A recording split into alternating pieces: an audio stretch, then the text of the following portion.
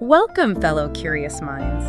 If you've ever felt, completely lost in the sheer depth of Harry Potter lore, maybe wishing you had a definitive map to its constantly expanding history, then yeah, you're definitely in the right place today.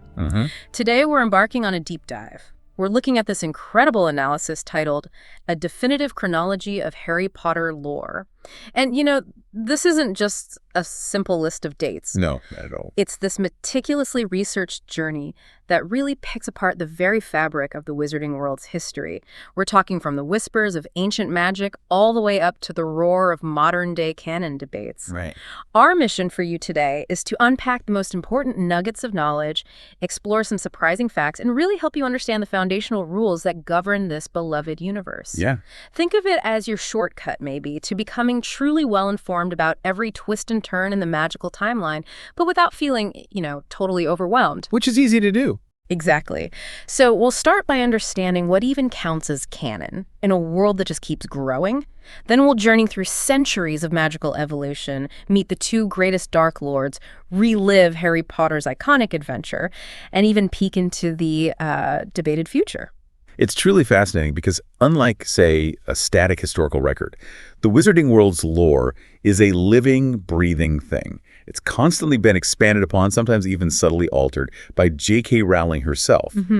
And this constant evolution makes trying to nail down a definitive timeline not just challenging, but I think absolutely essential if you want to understand its true depth. Right. So today we'll encourage you, our listeners, to think critically about how we define truth within a fictional universe. Okay. And we'll highlight how different sources contribute to and sometimes, conflict with our overall understanding. Okay. We're looking not just at what happened, but why the ongoing process of storytelling in this universe actually matters so much. All right, before we jump right into the timeline itself, we absolutely need to set the stage with something crucial. The canon hierarchy. Yes. This is like how we navigate those real head-scratcher discrepancies that inevitably pop up when a story world expands as much as this one has. It's kind of like knowing the rule book before you start playing the game, right? Exactly. Yeah, any in-depth analysis, any scholarly look at a universe this rich, it needs a clear framework for its sources. You have to know where the info comes from. This hierarchy is essential for resolving those, natural discrepancies that arise when a single creative force keeps adding to their work over decades. Makes sense. Without these rules, any discussion about what actually happened in the wizarding world just becomes, purely subjective opinion. And that's not what we're aiming for here. We want to understand the structure. Gotcha. So let's start at the top. Primary canon. This sounds like the absolute bedrock. It is. It's quite simple, really. At the very top, the undisputed foundation of all lore, we have primary canon. And that is? The 7 core Harry Potter novels. These books are the absolute, undeniable truth of the wizarding world, as established by the creator initially. Okay, the 7 books. Solid. Anything else, anything from any other source that directly contradicts what's in those 7 books is, by definition, considered non-canonical. Right. They set the gold standard for consistency. They provide the ultimate framework for resolving any narrative disputes. If it's in those 7 books, it happened, full stop. Everything else gets measured against that established reality. It's the blueprint. It's the foundational blueprint, exactly. The core narrative from which all other stories, expansions, and interpretations spring. Okay, so below those foundational novels, we move down a level to secondary canon. This feels like official expansions, right? Stuff coming directly from the creator, building upon that world. That's a really good way to put it. Yeah. This tier includes other published works written directly by J.K. Rowling herself. Like the companion books. Exactly. Companion books like Fantastic Beasts and Where to Find Them, the original textbook version, mind you, and Quidditch Through the Ages. But it also, crucially, extends to her extensive digital writings. Oh, right. Pottermore and Wizarding World. Precisely. Her writings on the Pottermore and now WizardingWorld.com websites. These online essays and encyclopedic entries, they're particularly significant because they were explicitly created to serve as an official replacement for a previously planned, much larger encyclopedia that never materialized. Ah, okay. So they carry real weight. They carry highly authoritative weight, yeah. We also include in this tier direct, verbatim quotes from interviews and televised appearances where the creator's intent is clearly stated and unambiguous. So it's basically her direct voice. Effectively, yes. It's the creator's direct voice offering official clarifications, backstory, expansions that enrich the world of the novels without actually contradicting them. Okay, now we get to the tier that sounds complicated. Tertiary canon. This is where things get truly interesting and maybe a little messy for the purists out there. This sounds like where the serious fan debates really kick off. It absolutely does. This is definitely the most complex tier, as the analysis puts it, because it comprises projects where the creator, J.K. Rowling, was involved, yes, but crucially, did not hold sole creative control. Okay, so what kind of things fall in here? A wide range, actually. The 8 Harry Potter films, the 3 Fantastic Beasts films, the stage play Harry Potter, and The Cursed Child. Right, Cursed Child always sparks debate. Always. And related video games like the recent Hogwarts Legacy, and even the narratives built into the theme park experiences. Wow, okay, so how do we treat information from those sources? Very carefully. The critical distinction here is that information from these tertiary sources is only considered canonical when it can be verified as originating directly from J.K. Rowling herself. Ah, okay, so not just something invented for the movie or game. Exactly. Yeah. The films, for instance, are sometimes lovingly, or perhaps not so lovingly, referred to as very expensive fan fiction by some purists. Yeah, I've heard that. Right. And it's because of the numerous creative liberties taken, the plot omissions, things that depart quite significantly from the core narrative of the books. Like leaving out Peeves entirely. Or Winky the House Elf, or SPUW, Oh. or simplifying character backstories. Lots of examples. It means we have to be pretty careful when we're weaving film-only details or game details into the timeline.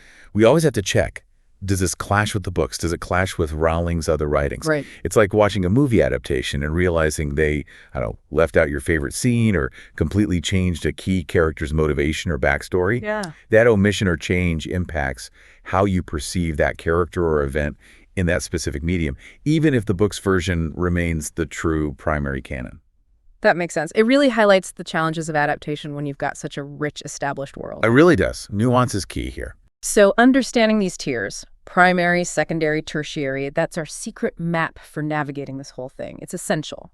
Absolutely. Okay, with that framework firmly in mind, let's cast our minds back, like way back, to the earliest whispers of magic, centuries, millennia ago, long before Harry ever picked up a wand. Now, this is where things get truly fascinating for me. We're stepping back to a time even before electric lights or flying cars were a thing. We're talking about a period where magical knowledge and institutions were just beginning to take shape. Centuries before Harry Potter or even Dumbledore were even a twinkle in a wizard's eye. What's compelling here, I think, is how these earliest records establish these deep, enduring precedents for later conflicts. It's quite striking. Oh, so? Well, they connect ancient acts, ancient magic, ancient prejudices directly to future repercussions. It demonstrates that the struggles faced by characters like Harry or Dumbledore or even Voldemort, they weren't entirely new. They were often echoes of much older conflicts and dark practices that have, it seems, always been part of magical history. The roots run deep. Okay, so let's trace those roots. If we look at dark magic specifically, how far back do we need to go to find its first really chilling manifestations? Well, here's a chilling fact, and it kind of rewrites the very origins of Voldemort's power in a way. The concept of soul splitting through Horcruxes, his ultimate weapon, right? At the core of his immortality plan. Exactly. That actually dates back centuries before his birth. We're talking about an ancient Greek wizard named Herpo the Foul. Herpo the Foul. Sounds charming. Right, and this was before 100 AD. Wow. Ancient Greece. Yeah. This wasn't just some random historical footnote either. It was the foundational blueprint, the first known instance of the very dark magic that nearly destroyed Harry Potter millennia later. So Voldemort didn't invent Horcruxes. Not at all. He perfected their use, maybe made more than anyone else. But the concept, the act itself, ancient. It's profoundly significant because this act of creating the first known Horcrux has devastating repercussions centuries later. It directly links ancient evil to the events of the main series. It really shows how far back the roots of truly dark magic run in the wizarding world. Okay, so from those dark ancient beginnings, eventually a beacon of magical education rose. Tell us about the founding of Hogwarts. That feels like the true genesis for so much of the lore we know and love. Absolutely. I think the most significant event of the medieval era, for the British wizarding world at least, was the founding of Hogwarts School of Witchcraft and Wizardry. This happened around 990 AD. 1,000 years before Harry. Roughly, yes. Yeah. It was established by the 4 greatest witches and wizards of the age, you know them. Godric Gryffindor, Helga Hufflepuff, Rowena Ravenclaw, and Salazar Slytherin. The 4 founders. The 4 founders. And the purpose was clear.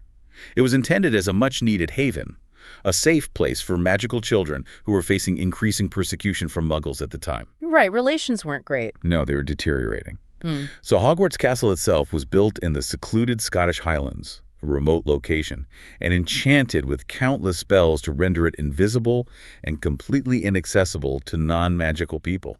Unplottable, a true sanctuary. A true sanctuary indeed. But as often happens, even a place built on such grand ideals couldn't escape conflict for long, could it? No, sadly not for long at all. A really fundamental disagreement quickly arose among the founders, a clash of ideologies that would quite literally ripple through centuries of magical history. What was the core issue? The argument was over the admission of Muggle-born students. Salazar Slytherin advocated fiercely for pure blood exclusivity. He believed only those from established magical families should be taught magic at Hogwarts. Ah, the blood purity issue again. Right from the start. Right from the very foundation. This put him directly at odds with the other three founders, Gryffindor, Hufflepuff, and Ravenclaw, who believed Muggle-borns deserved education just as much. So what happened? Well, this schism, this deep disagreement, eventually led to a major falling out. The lore suggests it possibly even involved a duel between Slytherin and Gryffindor. Ultimately, it resulted in Slytherin's departure from the school he helped build. He just walked away. He walked away. But his legacy didn't just walk away with him. Before leaving, he secretly constructed the Chamber of Secrets. The chamber. A hidden room within the castle containing a monster, a basilisk, which he left specifically for his true heir to one day find and unleash upon the Muggle-born students he despised. Chilling. Absolutely chilling. It is.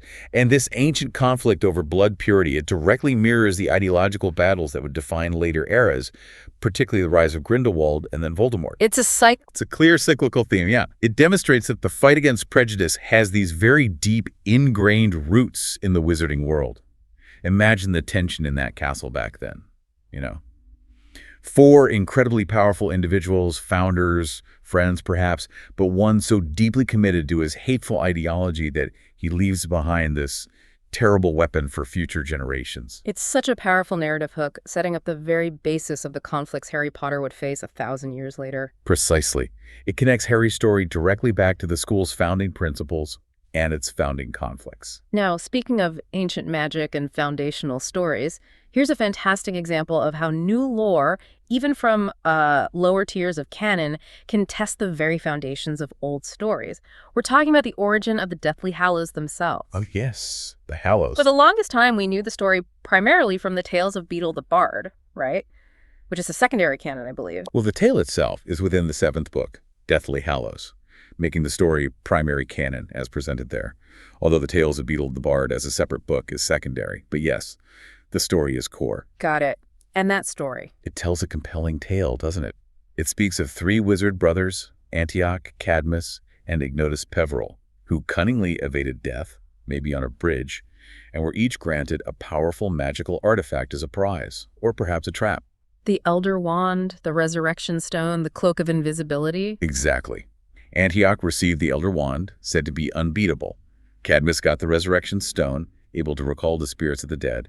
And Ignotus, the wisest perhaps, received the Cloak of Invisibility, described as death's very own cloak, capable of hiding its owner even from death himself. And the pursuit of these incredibly powerful artifacts would, of course, define the lives of some very prominent wizards later on. Dumbledore, Grindelwald. Absolutely. It even led Dumbledore down a dangerous path in his youth, fueled his ambitions with Grindelwald. That pursuit is central. And that's the mystical, almost fairy tale story most fans grew up with. But then a tertiary source came along, a video game, and offered a completely different explanation, one that sort of reframes the entire legend. That's precisely what happened. The video game Hogwarts Legacy, while definitely a tertiary source and thus lower in the canon hierarchy, introduces this new conceptual framework for magic within its narrative. What's that? It reveals a rare, incredibly powerful form of magic, simply called ancient magic, which can apparently be wielded by only a select few individuals throughout history. Okay, and the Peverells.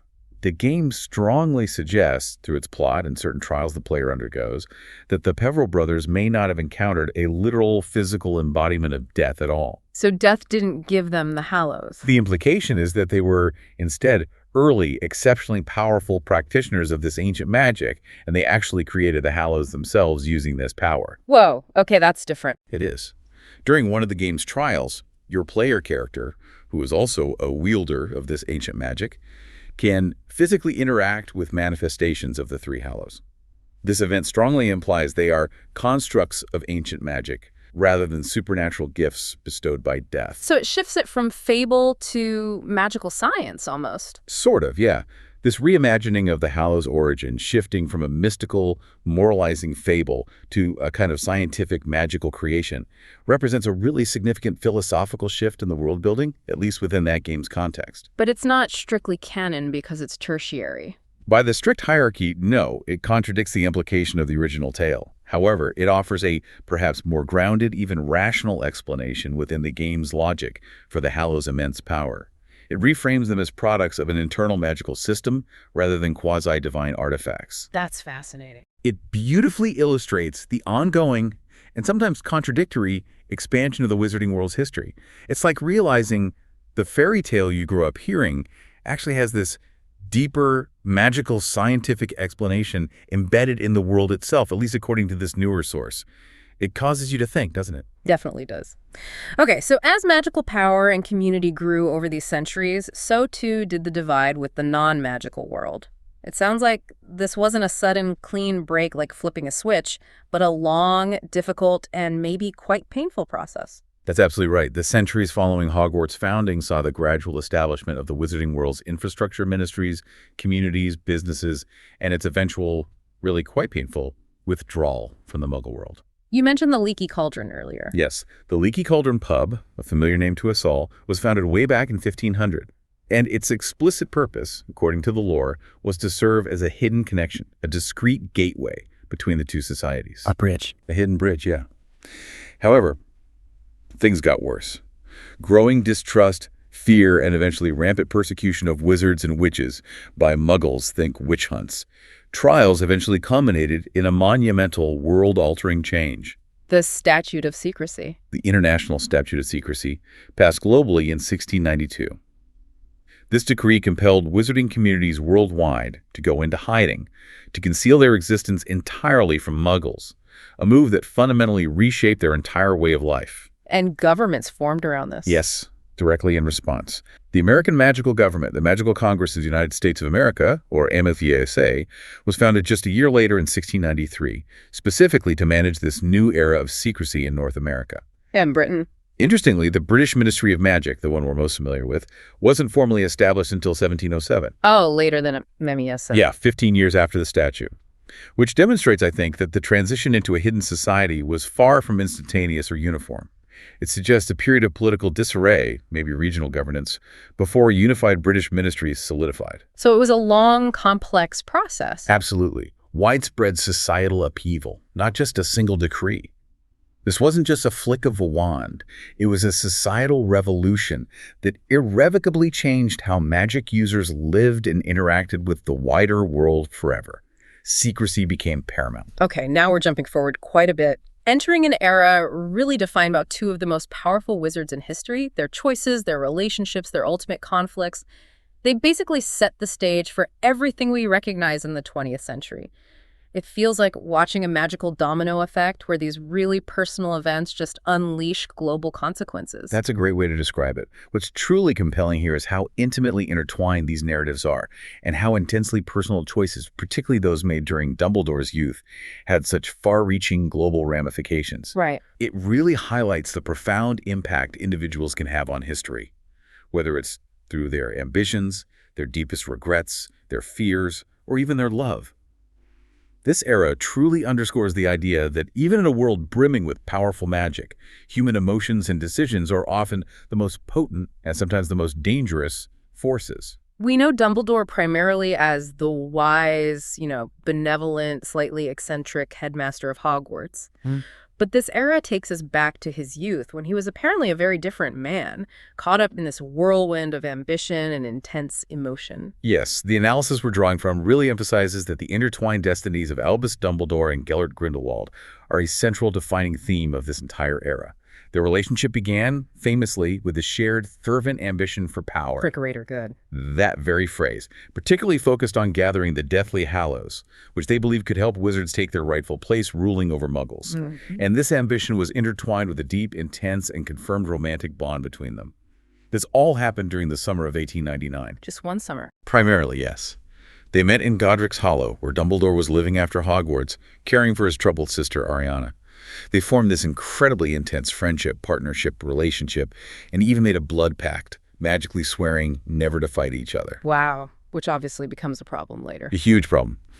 However, this passionate connection, this intense summer, ended tragically just months later, in August of that same year. Dumbledore's sister Ariana was accidentally killed during a chaotic three-way duel. Between who? Albus, his fiercely protective younger brother Aberforth, who confronted them about their plans, and Grindelwald. In the chaos of flying curses, Ariana was struck and killed. Nobody knew for sure whose curse it was. Oh my God. Devastating. Utterly. The emotional fallout from this event, the grief, the guilt, the blame, it shattered everything. It caused Grindelwald to flee Britain immediately. And that escape, that unresolved pain and guilt, especially for Dumbledore, it had global devastating consequences down the line, didn't it? It absolutely did. Grindelwald, now free from Dumbledore's influence perhaps, and maybe hardened by the tragedy, he fully embraced his darker path. Circa 1905, he went on to steal the Elder Wand from the famous European wand maker Grigorovich. The most powerful wand in existence. Giving him a huge advantage, this act really set the stage for what would become the global Wizarding War. He began his terrifying rise to power across Europe, pursuing ancient magic, the Hallows, followers, with ruthless abandon. This led to events we see depicted, albeit through a tertiary lens, in the Fantastic Beasts films. Right, his capture in New York. Exactly. His capture in New York City in December 1926, largely thanks to Newt Scamander and Tina Goldstein. But his reign of terror didn't end there, not by a long shot. He famously staged a daring escape from Amassius custody by June 1927. And rallied followers across Europe. Yes, resuming his pursuit of power and, tragically, the powerful obscurial Credence Barebone, whom he manipulated. The war he instigated raged across the magical world for 2 long decades. While Dumbledore watched, avoided. Dumbledore, deeply haunted by his past, his grief over Ariana, his guilt, and crucially bound by that blood pact preventing a direct confrontation, largely stayed out of it initially, until finally the situation became unbearable. In 1945, he confronted and defeated Grindelwald in their legendary epic duel, ending the global Wizarding War. ending the war. This entire period, from that fateful summer in 1899 to the duel in 1945, it exemplifies how deeply personal trauma, love, regret, and individual choices can dramatically shape global conflict. This isn't just a simple story of good versus evil. It's a profoundly human tragedy about friendship, love, ambition, and the terrible consequences of unchecked power and, perhaps, emotional avoidance.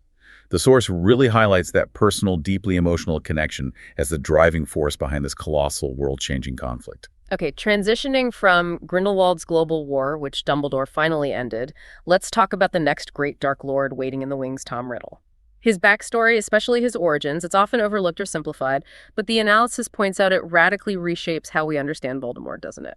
It absolutely does. And it's so crucial because it reveals his evil wasn't some, abstract, inherent force he was born with.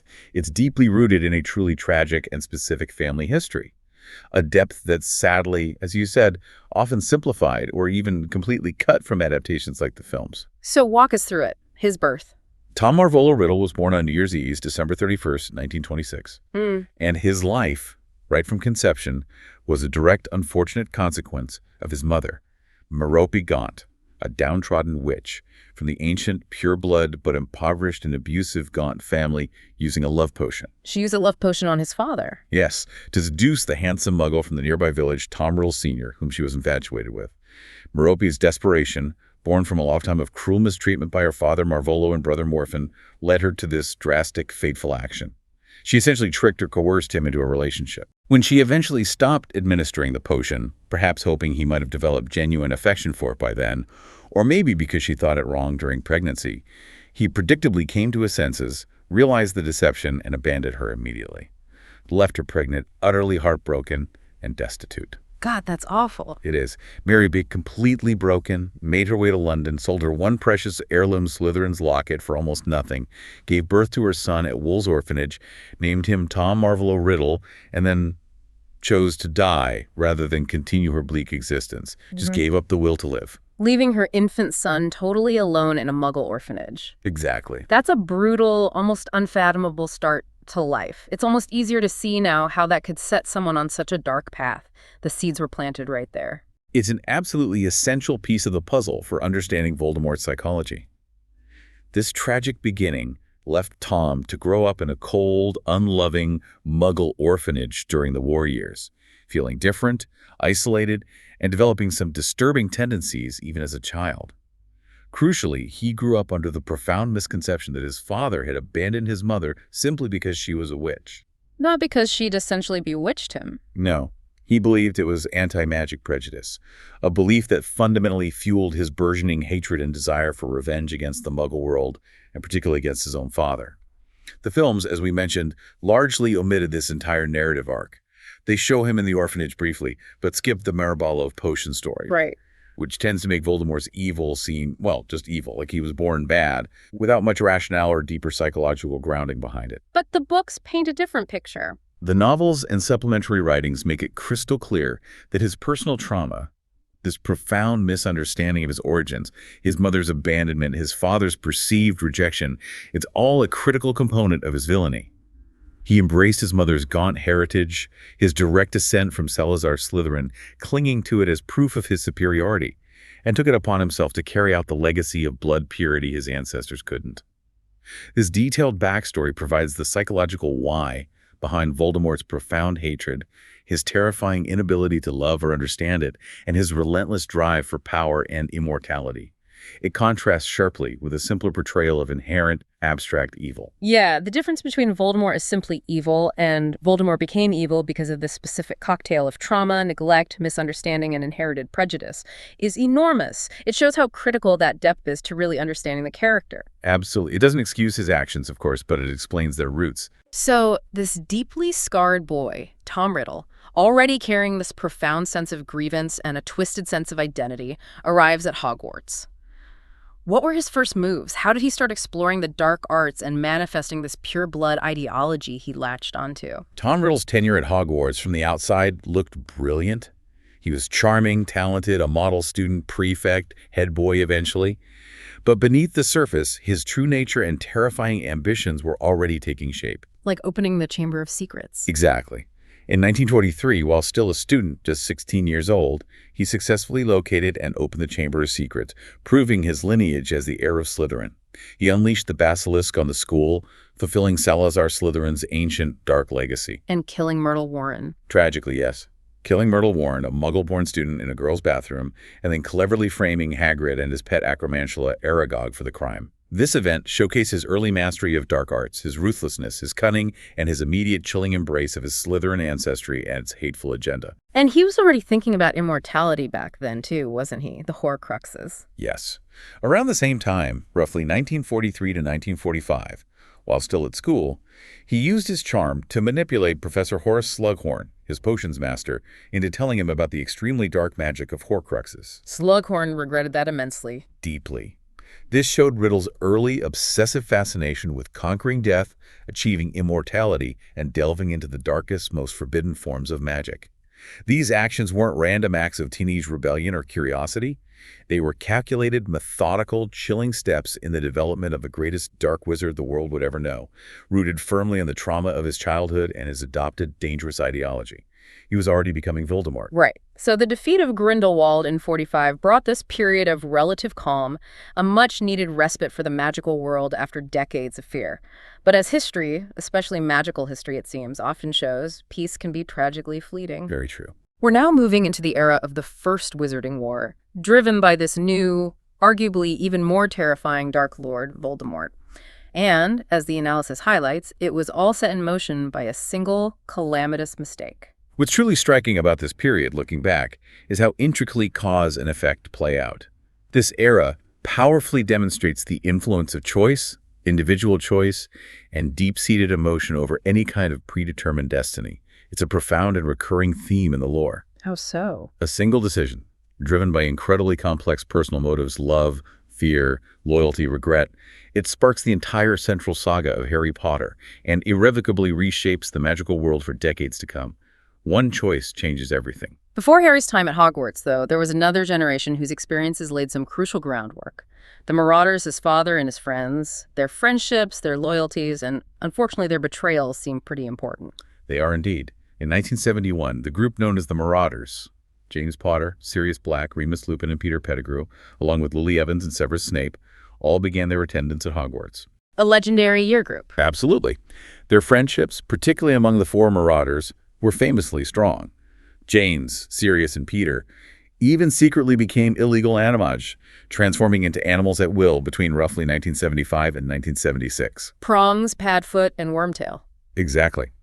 And they did this specifically to keep their friend Remus Lupin company during his incredibly painful and dangerous werewolf transformations each full moon. It showed their deep loyalty, their cleverness, and maybe a bit of their disregard for rules. Yeah, definitely. However, the world outside the relative safety of Hogwarts was growing steadily darker. Voldemort was gathering power. By 1978, the First Wizarding War is generally considered to have truly begun in earnest, as Voldemort attracted a terrifying cadre of followers, masked wizards known as Death Eaters, and started his campaign of terror and murder. And then came the moment, the prophecy, the moment that inadvertently changed everything and set the entire main story, Harry's story, in motion. Yes, this is pivotal. In 1980, Professor Sybil Trelawney, in her interview for the Divination Post at Hogwarts, made a genuine prophecy to Albus Dumbledore. The one about the boy born at the end of July. The one with the power to vanquish the Dark Lord approaches. Born to those who have thrice defied him, born as the seventh month dies. That's the one. Now, crucially, Severus Snape, who was still a Death Eater at this point, but desperate to get any position at Hogwarts, possibly to be near Lily Evans, was eavesdropping outside the door. Oh, right, he heard part of it. He heard the first part, about a child being born who could defeat Voldemort. And in a desperate, misguided attempt to gain favor with Voldemort, perhaps hoping he would ensure Lily's safety somehow, he rushed off and informed the Dark Lord of what he had heard. He told Voldemort. He told Voldemort. This single act is unequivocally identified as a catalyst for the entire main series. The prophecy itself was vague enough that it could have applied to two baby boys born at the end of July in 1980, Harry Potter or Neville Longbottom. Both fit the criteria. Both fit. But by informing Voldemort, Snape unknowingly set in motion the specific chain of events that would lead Voldemort to target the Potters, believing Harry to be the greater threat, and ultimately lead directly to the murder of Lily Potter, the very woman Snape secretly, obsessively loved. The irony is just crushing. It's profound. This act fundamentally transforms Snape's character arc. It recontextualizes his later complex loyalty to Dumbledore, not just as fighting evil, but as a desperate, lifelong attempt at atonement for causing Lily's death. The entire saga, in many ways, is built on the foundation of this single calamitous mistake born from Snape's own tortured emotions. It really isn't just a plot device, is it? It's this tragic, ironic twist that makes Snape one of the most complex, endlessly debated characters in literature, a classic butterfly effect moment in the magical world. Absolutely. Choice, not fate, driving the narrative. And that mistake, that tragic choice by Snape relaying the prophecy, led directly to the confrontation at Godric's Hollow, Halloween, 1981, the moment that birthed the legend of the boy who lived. Yes, the First Wizarding War concluded dramatically, and, for Voldemort, unexpectedly, with his stunning defeat at the hands of a one-year-old child. On October 31st, 1981, acting on the information he believed pinpointed his prophesied nemesis, Voldemort attacked the Potters in their supposedly safe house in Godric's Hollow. Because their secret keeper betrayed them. Because Peter Pettigrew betrayed them. Voldemort murdered James Potter first, then cornered Lily and baby Harry. He offered Lily the chance to stand aside perhaps a cold echo of Snape's plea for her life. But she refused. She wouldn't step aside. She wouldn't. She placed herself directly between Voldemort and Harry, begging for her son's life, and Voldemort killed her.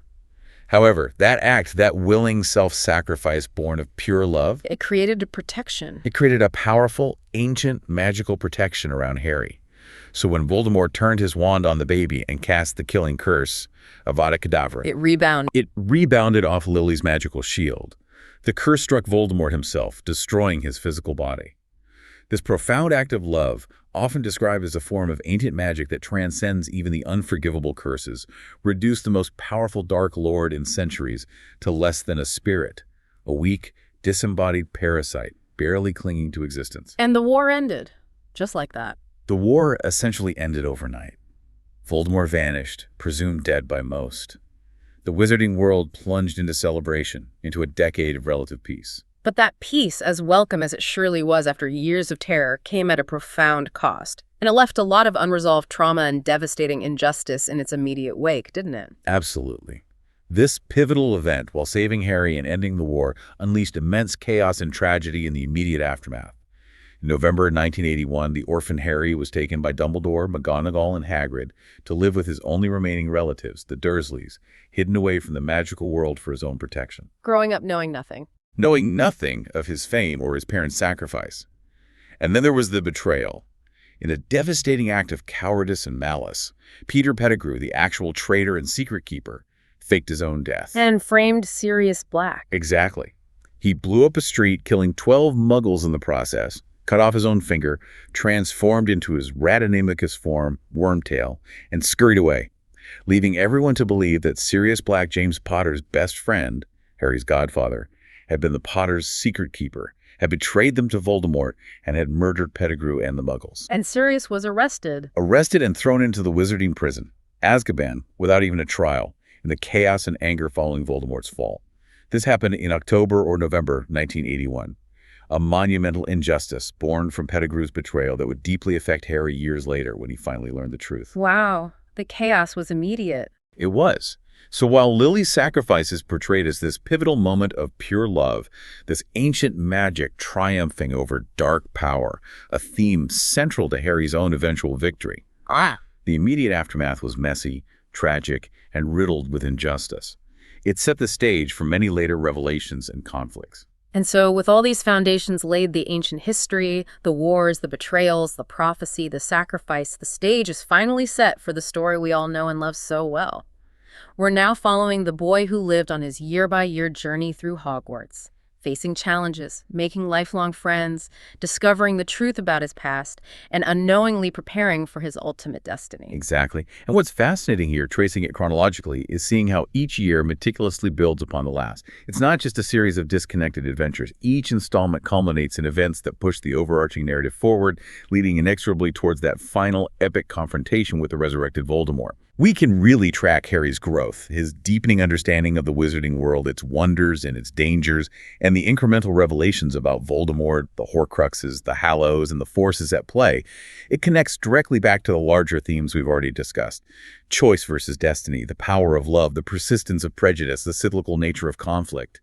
Each year isn't just a self-contained story, but a crucial, intricate chapter in this grander, unfolding narrative arc. Okay, let's start at the beginning then. Year 1. Harry Potter and the Philosopher's Stone, or Sorcerer's Stone, depending on where you are. This is the moment it all began for Harry, his first taste of magic, his entry into this incredible world, and, his first brush with true evil. Indeed. It all kicks off on Harry's 11th birthday, July 31st, 1991. That's when he receives his Hogwarts letter, delivered eventually by the kindly giant Hagrid, and learns the truth. He is a wizard. You're a wizard, Harry. Iconic. Absolutely iconic. On September 1st, 1991, he boards the Hogwarts Express, famously gets sorted into Gryffindor House, and immediately meets his lifelong best friends, Ron Weasley and Hermione Granger, as well as his school rival, Draco Malfoy. The Golden Trio forms right away. Pretty much.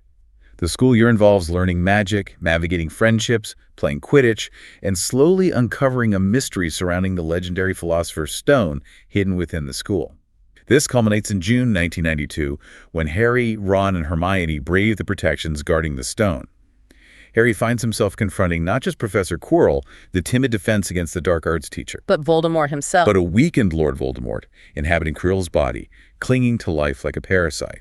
Harry manages to defeat Quirrell, protected again by his mother's love lingering in his skin, thereby preventing Voldemort from stealing the stone and regaining a body. So right from year 1, he's facing Voldemort. Exactly. It's his thrilling, sometimes terrifying introduction to magic, the formation of his core friendships, and his first, albeit unwitting, major confrontation with Voldemort. immediately revealing the Dark Lord's lingering, malevolent presence in the world, even after his supposed demise. Okay, year 2, the Chamber of Secrets. Harry's second year at Hogwarts brought him face to face with, well, an ancient evil, didn't it? Directly linked back to Salazar Slytherin's dark legacy that we talked about earlier. That's right. This year delves deep into the history of the school and the prejudice that marred its founding. Throughout the 1992-1993 school year, students start getting petrified, attacked by an unseen monster lurking in the castle, and ominous messages appear written in blood. The Chamber of Secrets has been opened. Enemies of the air, beware. Targeting Muggledorns. Primarily, yes. Panic grips the school. Harry starts hearing the voice nobody else can hear, discovers he can speak Parseltongue, the language of snakes, Slytherin's own language, making many suspect he is the heir of Slytherin. Which is deeply ironic given his later connection to Voldemort. Extremely ironic. The climax comes in May 1993. Harry, along with Ron and a memory-wiped Professor Lockhart, finds the entrance to the Chamber of Secrets. Harry courageously enters alone. And finds Ginny Weasley Near death, being drained of life by a phantom-like memory of a 16-year-old Tom Riddle preserved in an old diary. The diary Horcrux. The diary Horcrux, yes, though Harry doesn't know that term yet. Riddle reveals his identity, boasts about being Voldemort, and unleashes Salazar Slytherin's monster, the Basilisk, upon Harry. Epic fight scene ensues. With help from Fawkes the Phoenix and the Sword of Gryffindor, Harry manages to defeat the terrifying Basilisk. Crucially, he then uses one of the Basilisk's fangs to stab and destroy Tom Riddle's diary. Destroying the Horcrux. Destroying the Horcrux? Yes. This act not only saves Ginny Weasley from Voldemort's insidious influence, but also represents a direct confrontation with Salazar Slytherin's dark legacy.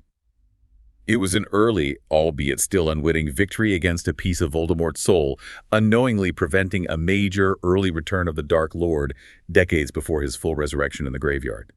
It showed Harry's bravery and his connection to Gryffindor, directly opposing Slytherin's heritage. Moving on to year 3, the Prisoner of Azkaban.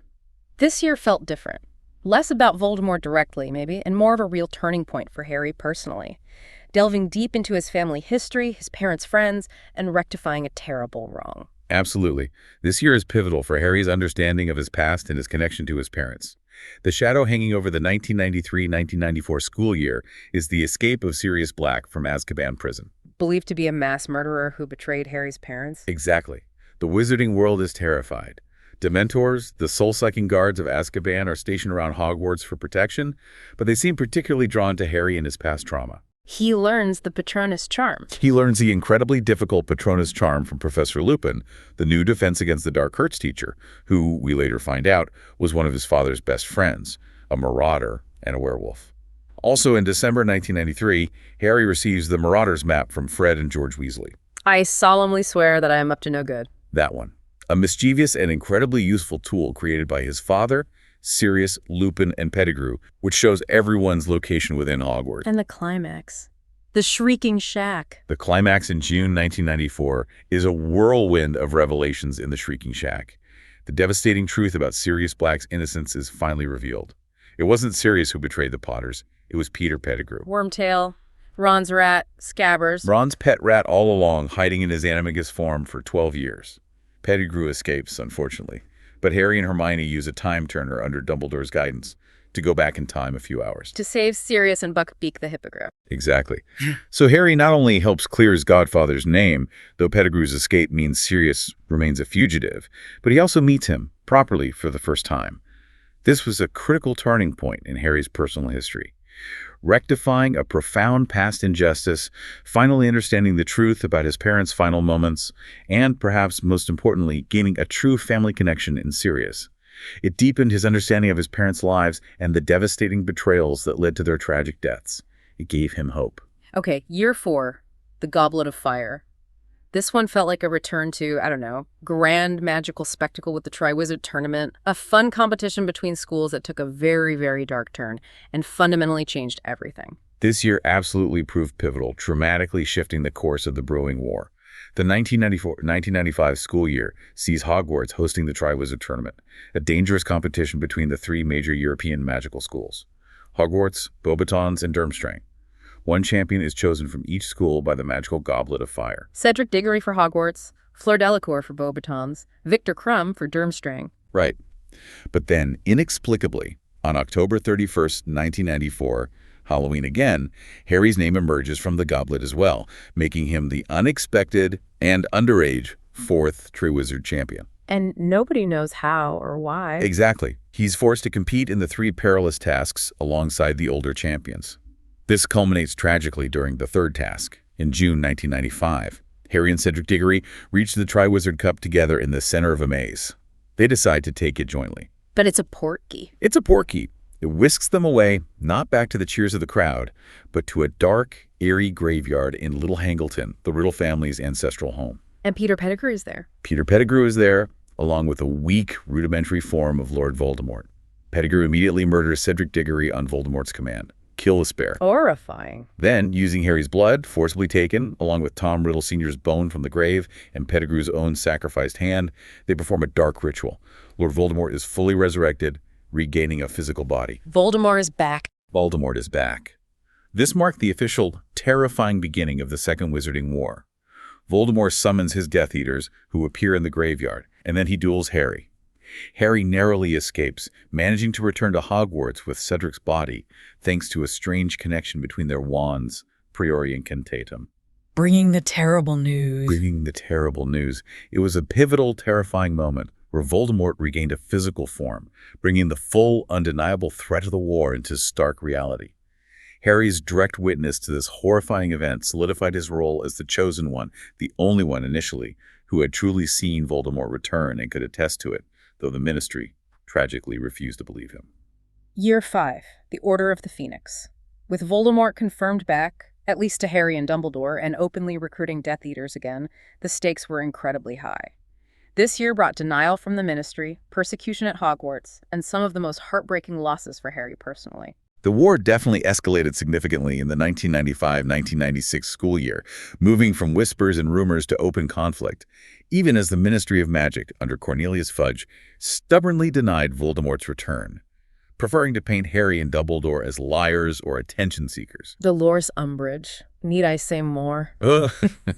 Yes, the Ministry installs the truly vile Dolores Umbridge as the defense against the dark arts teacher, and later High Inquisitor, effectively taking over Hogwarts to suppress any talk of Voldemort's return and undermine Dumbledore. She makes life hell for Harry and many others. I must not tell lies. Torture, physical torture, yes. In response to Umbridge's uselessness as a teacher, Harry, Ron, and Hermione secretly formed Dumbledore's army, or the DA, training fellow students in practical defensive magic. Meanwhile, the Old Order of the Phoenix, a secret society founded by Dumbledore during the First War, reconvenes to fight Voldemort. But the climax is devastating, the Ministry of Magic. Yes. In June 1996, Harry is lured to the Department of Mysteries within the Ministry of Magic by a false vision of Sirius being tortured by Voldemort. It's a trap set by the Death Eaters to obtain the prophecy concerning Harry and Voldemort, the one Trelawney made years ago. And the DA goes with him. Several members of the DA bravely follow him. A fierce battle ensues between the students, joined later by members of the Order of the Phoenix and the Death Eaters. The fighting is intense, culminating in the tragic, devastating death of Sirius Black. Killed by his cousin, Bellatrix Lestrange. Killed by Bellatrix Lestrange, falling through a mysterious veil archway. This loss, the loss of his beloved godfather and last remaining true family connection, utterly devastates Harry. It's just gut-wrenching. It is. The battle also forces the Ministry, including Fudge himself, to finally see Voldemort with their own eyes, ending their campaign of denial. But the personal cost for Harry is immense. It shows him the real, brutal price of this war, and reveals the immense struggles Dumbledore himself faced in trying to protect Harry while fighting Voldemort. It was a dark, painful chapter, stripping Harry of one of his anchors and leaving him feeling more isolated and angry than ever. Okay, year 6, the Half-Blood Prince. This year felt ominous, darker somehow. We delved deeper into Voldemort's past, learned about the Horcruxes, and it delivered one of the most shocking, debated twists in the entire series. A moment that left the wizarding world reeling and Harry feeling utterly alone. Indeed. The 1996-1997 school year is overshadowed by the now undeniable reality of Voldemort's return and the escalating war. Security is tightened at Hogwarts, but fear permeates the magical world. Dumbledore begins giving Harry private lessons. But not in spellcasting. No, primarily using the pensieve to show Harry memories related to Tom Riddle's past his family, his time at Hogwarts, his descent into becoming Voldemort. Crucially, They focus on retrieving a key, tampered memory from Professor Slughorn, who has returned to teach potions. The memory about Horcruxes. Exactly. After much effort, Harry finally obtains the untampered memory, which reveals that Tom Riddle had asked Slughorn about Horcruxes, specifically about making multiple Horcruxes, splitting his soul into 7 parts. The path to immortality. The horrifying key to Voldemort's seeming immortality. Dumbledore reveals he believes Voldemort succeeded in creating 6 Horcruxes, with the 7th part of his soul residing in his resurrected body, and that they must all be destroyed before Voldemort himself can be killed. They know 2 are already gone. The diary, Marvolo Gaunt's ring, which Dumbledore destroyed. So the hunt begins. The hunt begins. Dumbledore takes Harry on a dangerous mission to retrieve another suspected Horcrux, Salazar Slytherin's locket, hidden in a seaside cave, protected by dark magic. They retrieve a locket, but Dumbledore is severely weakened in the process. They return to Hogwarts. To find the dark mark hanging over the astronomy tower, Death Eaters are inside the castle. Yes, led inside by Draco Malfoy, who had been tasked by Voldemort with killing Dumbledore. But Draco can't do it, so in a moment that shocked readers and viewers everywhere, Severus Snape steps forward. And kills Dumbledore. And kills Albus Dumbledore with the killing curse, fulfilling an apparent unbreakable vow he'd made to Draco's mother, Narcissa. Avada Kedavra. Dumbledore falls from the tower. Unbelievable. Snape, the traitor. Or so it seemed. Or so it seemed. This shocking event, this apparent ultimate betrayal, left Harry without his primary mentor and protector, forcing him to finally take on a more independent and central leadership role in the war. It pushed him towards his ultimate destiny, now without Dumbledore's direct guidance, armed only with the knowledge of the Horcruxes and a mission to destroy them. The implications of this act reverberated through the entire magical community, sowing doubt, fear, and grief, and setting the stage for the final, desperate phase of the war. And finally, Year 7. The Deathly Hallows. This isn't even a school year, really. Harry, Ron, and Hermione are on the run hunting Horcruxes. It's the culmination, the epic showdown that had been building for 7 books, the climax of all the choices, sacrifices, betrayals, and battles. Yes, the final, tumultuous year, stretching from 1997 to 1998. It begins grimly. In August 1997, during Bill Weasley and Fleur Delacour's wedding, news arrives. The Ministry of Magic has officially fallen to Voldemort's supporters. Voldemort controls everything. Effectively, yes. The Dark Lord installs a puppet minister, Pious Thickness, controlled via the Imperious Curse. Death Eaters openly run the ministry, persecuting Muggle-borns through the terrifying Muggle-born Registration Commission, headed by Umbridge again. It signifies Voldemort's full ascendancy and the complete takeover of the wizarding government. Dark times indeed. And Harry, Ron, and Hermione are fugitives. Fugitives, forced to abandon their final year at Hogwarts. They embark on the perilous mission Dumbledore left them. Find and destroy Voldemort's remaining Horcruxes. This takes them across the country, facing constant danger, internal strife, and near-impossible challenges.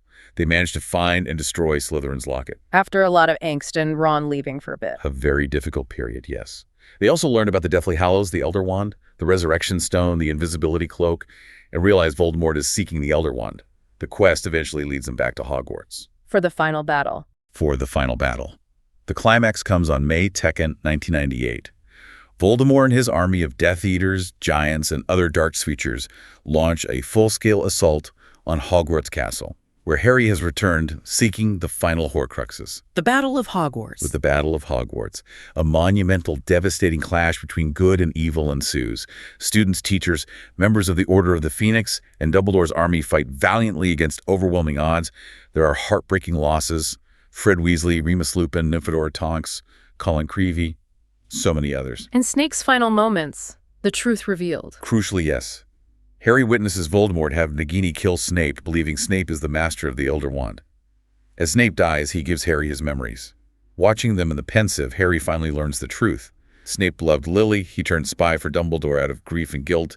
He protected Harry all along, and Dumbledore's death was prearranged between them because Dumbledore was already dying from a curse. Harry himself is a Horcrux. Yes. The final, shocking revelation.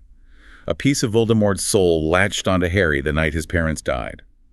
Harry realizes he must die, willingly, for Voldemort to be vulnerable. He walks into the Forbidden Forest, allows Voldemort to hit him with the killing curse. But he doesn't die, he meets Dumbledore in limbo. In a place resembling King's Cross Station, yes, Dumbledore explains everything. Because Voldemort used Harry's blood to resurrect himself, Lily's protection still anchors Harry to life. The Horcrux fragment inside Harry is destroyed, but Harry can choose to go back. He does. Playing dead. Then the final confrontation. Yes. In the Great Hall, Neville Longbottom defies Voldemort, destroying the final Horcrux, Nagini the Snake, with the Sword of Gryffindor. Harry reveals he's alive. The final duel. Voldemort, wielding the Elder Wand, casts the killing curse. Harry casts Expelliarmus. But because Harry was the true master of the Elder Wand, having disarmed Draco, who had disarmed Dumbledore, the wand refuses to kill its master. Voldemort's curse rebounds upon himself, killing him once and for all. Voldemort is gone. For good. For good. This was the epic conclusion to the main saga, fulfilling the prophecy, bringing a final end to the Second Wizarding War, and echoing that cyclical nature of conflict by once again overcoming a powerful Dark Lord, ultimately through sacrifice and love. So the war is won, Voldemort is finally truly defeated, and Harry's incredible, harrowing journey seems complete. Phew. But the Wizarding World, as we know, doesn't just stop there. The story continues. What happens next for our heroes, and maybe more importantly for this discussion? How does the lore continue to expand and sometimes really challenge our understanding of the rules? This section is absolutely crucial, I think, because it highlights the dynamic, almost living nature of an expanding fictional universe. It really makes us ask, how do news stories, particularly those coming from those tertiary sources we defined earlier, manage to reshape our perception of established characters, established rules, even established history? It generates significant debate among fans, among scholars of the lore, demonstrating that even a seemingly finished story can continue to evolve, sometimes in ways the original author might not have initially intended, with both expected and sometimes quite unexpected consequences. The conversation keeps going. Okay, before we get into the really debated stuff, let's start with what happened immediately after the Battle of Hogwarts. The dust settling, the first steps towards rebuilding a broken world. Right, the immediate aftermath. Following that monumental hard-won victory, the Battle of Hogwarts officially ended on May 2nd, 1998. The period that followed was one of both profound grief and the slow, arduous process of healing and reconstruction for the entire wizarding community. So many losses. So many. In May 1998, solemn funerals were held for the major losses sustained during the battle. Beloved figures like Fred Weasley, Remus Lupin, Nymphadora Tonks, Colin Creevey, and even Severus Snape, whose true heroism was likely revealed shortly after. It marked the immense personal and communal cost of the war. And the survivors, what did they do? Harry, Ron, Hermione. They stepped up almost immediately. By September 1998, Harry and Ron, along with Neville Longbottom actually, began accelerated Auror training under the Reformed Ministry, now headed by Kingsley Shacklebolt. They joined the force dedicated to hunting down the remaining Death Eaters and maintaining the peace they had fought so hard to achieve. Hermione initially went back to Hogwarts to complete her 7th year, her NEWTs. Good old Hermione. Exactly. The Second Wizarding War is considered to have officially ended in November 1998, with the capture or elimination of the last remaining active Death Eaters, bringing a formal close to the conflict and ushering in an era of reconstruction led by this new, heroic generation. This period truly signifies a redefinition of the magical world's future, as Harry's generation steps up to rebuild, reform the ministry, and maintain peace and order, hopefully learning from the mistakes of the past. Okay, now for the part that gets really interesting, and for some fans maybe even a little controversial, we have to talk about Harry Potter and the Cursed Child. This stage play really throws some massive curveballs into what many people thought they knew about the wizarding world, its characters, and its foundational rules. What's truly fascinating here from a lore analysis perspective is how the play's narrative vigorously tests the very boundaries of established lore, particularly primary canon from the novels, in at least 2 significant ways. And this creates major canonical discrepancies that have sparked, as you say, endless debate. So give us the basics. Cursed Child, what's it about? Harry Potter and the Cursed Child, which exists as a stage play script and is definitely a tertiary source, as Rowling co-wrote the story but didn't write the script itself, continues the timeline. It follows the adventures or misadventures of Harry's middle child, Albus Severus Potter, and Draco Malfoy's son, Scorpius Malfoy. It begins in 2017, picking up right after the epilogue of Deathly Hallows, 19 years after the Battle of Hogwarts. Albus and Scorpius, the next generation? Right. The play introduces a central antagonist, a mysterious young woman named Delphi Diggory. Diggory, like Cedric. Claiming to be Amos Diggory's niece, yes. Oh. But she is eventually revealed to be the secret daughter of Lord Voldemort and Bellatrix Lestrange. Whoa. Okay. Voldemort had a daughter, with Oh. Bellatrix. That alone sparked immense discussion and controversy among fans, I remember. Immense is putting it mildly. It required a significant reinterpretation of both Voldemort's and Bellatrix's established characters and motivations. And beyond the characters, the mechanics of magic itself, specifically time travel, which seemed pretty clear-cut and limited in the books, got a radical overhaul in The Cursed Child, didn't they? It felt like they completely rewrote the rulebook. They certainly introduced a very different kind of time travel. This is one of the most significant canonical discrepancies highlighted in the analysis. The original lore, which is part of primary canon, established firmly in Prisoner of Azkaban, set strict, almost immutable rules for time turners. Like what? Remember Hermione's. It allowed travel back 1 hour per turn. Crucially, interacting with one's past self was incredibly dangerous, risking paradox. Dumbledore stressed the immense dangers, suggesting their use was extremely limited and carefully controlled by the Ministry. They were tools for, say, attending extra classes, not changing major historical events. Most were supposedly destroyed in the Battle of the Ministry anyway. Right, they seemed rare and risky. Exactly. However, the new, conflicting lore introduced in The Cursed Child presents a different, far more powerful kind of time turner, one that allows for travel much further back in time and enables significant history-altering changes. Its use becomes a central and highly disruptive plot device, leading Albus and Scorpius to accidentally create alternate, often darker, timelines. So it completely redefines a core magical rule. It does, yeah. Leading to profound questions about consistency within the magical system, the consequences of magic, and how it aligns with the established universe from the novels. It forced many fans to grapple with what they thought was a fixed, almost scientific law of magic within that world. It felt very different. And then there's the other huge point, the question of Voldemort having a child. As you said, that truly changes how many fans perceived him as a character, doesn't it? He was always portrayed as so utterly devoid of human connection, especially love or desire. It absolutely does. And this is the other major point of contention arising from Cursed Child that the analysis flags. In the original lore, particularly within the 7 novels, Voldemort is consistently portrayed as a character utterly incapable of love. Dumbledore states this explicitly. He's dismissive of others except as tools, seemingly without any interest in romantic relationships, sexual desire, or familial connections. This was presented as a core aspect of his character, and his pathology, his fundamental inability to understand or feel love, stemming from his loveless conception and upbringing. It defined him. It was central to his definition. However, the new conflicting lore in The Cursed Child introduces Delphi Diggory, the daughter of Lord Voldemort and Bellatrix Lestrange, supposedly conceived shortly before the Battle of Hogwarts. This significantly alters the perception of his character and his life during that final year. This plot point necessarily relies on an unstated, physical, presumably consensual relationship between him and his most fervent follower, Bellatrix. Which feels odd for Voldemort. It introduces an emotional, or at least physical and familial dimension previously entirely absent.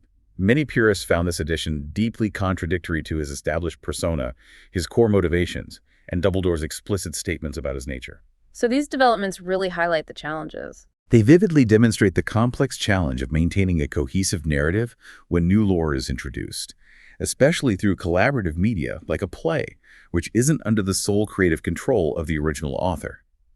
Imagine a character you understood as completely devoid of emotion, whose entire being was geared towards solitary power and immortality, suddenly having a child. It forces a complete rethink of their motivations and capabilities, which some fans might find enriching or interesting, adding complexity, while others find it jarringly out of character and inconsistent with the foundational texts. It fuels debate, that's for sure. Absolutely. So, after this incredible deep dive, covering millennia of magical history, epic wars, personal tragedies, and even controversial futures, what does this all mean for us? For the fans, the explorers of the wizarding world, we've journeyed through this truly rich and complex tapestry of lore, watched it expand and even challenge itself. But there seem to be some powerful overarching themes that tie it all together, even through the debates and the new additions. Yes, definitely. If we step back and look at the bigger picture, this kind of comprehensive chronological analysis really helps distill some core lessons, some enduring truths from our journey through the lore. It highlights how understanding the entire tapestry of the wizarding world, including its inconsistencies, its evolutions, and the ongoing conversations about its canon, ultimately offers a deeper, more nuanced, and I think richer appreciation of its narrative foundations and its lasting power. One thing that really strikes me, looking back, is how history, Even magical history seems to repeat itself. That cycle you mentioned earlier. That's a key enduring takeaway, and the analysis stresses it. The conflicts within the wizarding world are shown to be profoundly cyclical. Think about it. The ideological schism that led to Salazar Slytherin's departure from Hogwarts, driven by his unwavering stance on pure-blood exclusivity. Back in 990 AD. Right. That exact same prejudice, that same ideology is mirrored centuries later in the rise of Gellert Grindelwald, with his vision of wizard dominance for the greater good. And then, even more profoundly and violently, it's mirrored again in Lord Voldemort's obsession with blood purity and Muggle persecution. Same fight, different generations. Exactly. And consider the pursuit of ultimate power. Whether it's Dumbledore and Grindelwald seeking the Deathly Hallows in their youth, or Voldemort seeking immortality through the dark art of Horcruxes, it's shown to be a recurring, destructive ambition that consistently leads to ruin, suffering, and war. Yeah. This cyclical pattern provides a really powerful narrative framework for the entire saga. It demonstrates that old prejudices, old obsessions, old fears, and dark ambitions never truly disappear completely. They simply remanifest in new forms across generations. It's a sobering reminder, perhaps, that fundamental issues like prejudice, the corrupting nature of power, and the consequences of fear often repeat themselves, even in magical world, until they are truly confronted, understood, and overcome. That's a powerful point. Another thing that really stands out, especially compared to maybe some other fantasy stories, is how much this deep dive emphasizes that choice, and maybe just raw human emotion, seem to matter more than any kind of fixed destiny in the wizarding world. Yes, this is arguably one of the most powerful and resonant themes running through the entire lore. The narrative consistently emphasizes the profound power of individual choice and deep-seated emotion over any pre-written destiny or inescapable fate. Like with the prophecy. Exactly. The main saga, Harry's story, isn't set in motion by some abstract fate or an unbreakable prophecy dictating events. It's triggered by Severus Snape's deeply personal, tragically flawed choice to inform Voldemort of a fragment of that prophecy, a choice driven by his own complex love, fear, and desire for acceptance, ultimately sealing Lily Potter's fate. And Dumbledore, too. Dumbledore is another prime example. His entire adult life, arguably, is defined by his agonizing choice not to confront Grindelwald earlier. A decision rooted not in cowardice, perhaps, but in his lingering affection for his former friend, his fear of confirming who actually killed Ariana, and a profound fear of confronting his own past ambitions and the darkness he saw reflected in Grindelwald. His choices had massive consequences. And Harry's victory itself. Ultimately, Harry's victory over Voldemort is framed not as the result of superior magical prowess or him simply being the chosen one destined to win. It comes down to his choice to sacrifice himself, an act of love and bravery that mirrors his mother's. It's this specific form of ancient magic, rooted in love and selflessness, that is consistently portrayed as more powerful than any dark curse, even the killing curse. Love conquers all, quite literally. In this world, yes. This theme elevates the narrative beyond a simple good versus evil fight. It emphasizes personal agency, the profound weight of individual decisions, the consequences of inaction, and the transformative, often redemptive power of love, loyalty, and sacrifice.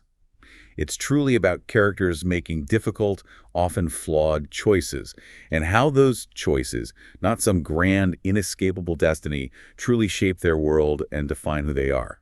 Finally, we've talked so much about the canon hierarchy, the different tiers, the discrepancies, the debates, especially with things like Cursed Child or Hogwarts Legacy. It seems the very nature of what counts as true or definitive in the wizarding world is itself a dynamic, ongoing conversation. Like the story just keeps telling itself or being retold. That's exactly right, and it's a fascinating aspect in itself. The evolution of the canon itself is a noteworthy point of study and, frankly, a constant source of discussion, debate, and sometimes frustration among fans. The introduction of new media, films, plays, video games, websites has vigorously tested the boundaries of the established lore found in the original novels. Pushing the limits. Pushing the limits, yes. It's prompted fans and scholars alike to reconsider what they thought they knew as absolute truth within this universe. We've discussed specific instances today. The philosophical reimagining of the Deathly Hallows' origin in Hogwarts Legacy, shifting it from a mystical fable towards a kind of scientific magical creation. Right. And the introduction of entirely new plot lines in Cursed Child that significantly recontextualize central characters, most notably giving Voldemort a daughter. These examples vividly highlight the dynamic, sometimes messy nature of an expanding fictional universe. So how do we deal with that as fans trying to understand the true timeline? Well, the analysis suggests that while a definitive timeline, like the one we've explored, must logically prioritize the original novels, the primary canon, as the bedrock, the ultimate authority. Acknowledging and analyzing these subsequent editions, even the controversial ones, is absolutely essential for a truly comprehensive and authoritative understanding of the Harry Potter lore as a whole. So we can't just ignore them. You can choose to, personally, of course. But for a full understanding of the phenomena and the ongoing narrative, you have to engage with them. Yeah. It's about recognizing the world as a continually growing, evolving entity, even with its inevitable growing pains and sometimes unexpected contradictory twists. It's much like a grand old tree, maybe. It keeps sprouting new branches, and some of those branches might twist in unexpected or even strange directions. Yeah. It's still recognizably the same tree, originating from that solid trunk of the novels, Yeah. but it's constantly evolving, changing shape, inviting us to keep exploring its new growth, even if we don't always like the direction it takes. The conversation continues. Wow, what an incredible journey through the wizarding world that was. Seriously, from ancient Horcruxes made by Greek wizards and the founding conflicts of Hogwarts, through the heart-wrenching choices of Dumbledore and Snape, the epic journey of Harry, Ron, and Hermione, and even navigating the future-altering time-turners and character shifts of the Cursed Child. We've navigated a truly rich, complex, and sometimes contradictory tapestry of lore. It's vast. It really is. Our goal today was hopefully to give you that shortcut, that framework for becoming truly well-informed, to offer you those aha moments about the nuances of canon, the hierarchies, and the deep, powerful themes woven throughout this beloved series from beginning to, well, to its ongoing present. We hope you've gained a deeper, more nuanced appreciation for this magical universe and the incredible, evolving story it continues to tell. And perhaps this deep dive leaves us with a truly thought-provoking question for you, our listener, to consider as you engage with this world or maybe any expanding fictional universe you love. What does it truly mean for a fictional world to be alive? To continue to grow and change, especially when those changes challenge its established foundations, the things we thought were set in stone. As new stories emerge, whether from the original creator or collaborators, and new perspectives are offered through different media, how do you decide what feels true or definitive in a constantly evolving narrative like the wizarding world? It forces you to think about your own relationship with these stories that expand over time. How do you integrate new information, especially when it might conflict with what you once held as absolute, unquestionable truth from the original source? That's a great question. The magic, it seems, isn't just in the spells or the grand adventures on the page or screen. It's also in the ongoing conversation we have with the stories we love, the community discussions they spark, and maybe even the personal choices we make about how we interpret them and what parts resonate most deeply with us. The story continues, both out there and within ourselves.